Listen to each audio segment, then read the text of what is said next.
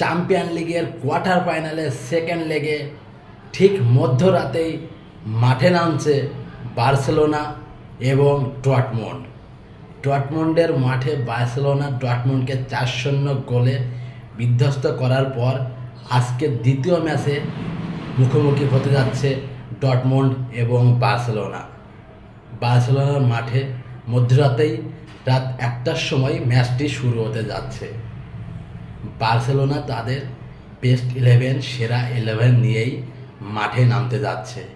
ডর্টমুন্ডও চেষ্টা করবে যে বার্সেলোনাকে 5-0 গোলে হারানোর জন্য, কিন্তু এটা একটা অবিশ্বাস্য বিষয়, কারণ কোনোভাবেই বার্সেলোনা এই ধাক্কা খাবে বলে আমার মনে হয় না, তাও আবার বার্সেলোনার মাঠে।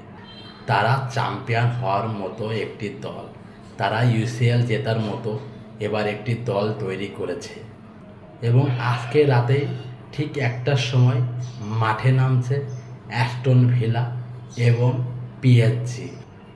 ইমিলিয়ানো মার্তিনেজের অ্যাস্টন ভিলা 3-1 গোলে পিছিয়ে আছে পিএসজির থেকে।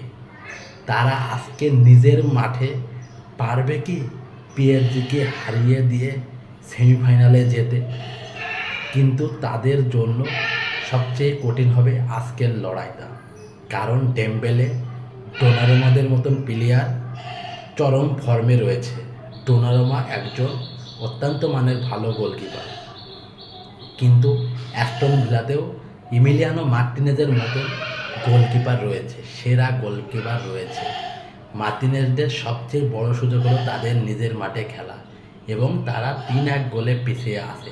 তারা যদি একক আধিপত্য করতে পারে আজকের মাঠে, তাহলে তারা পিএসজিকে হারিয়ে দেওয়ার মতো ক্ষমতা রাখতে পারে।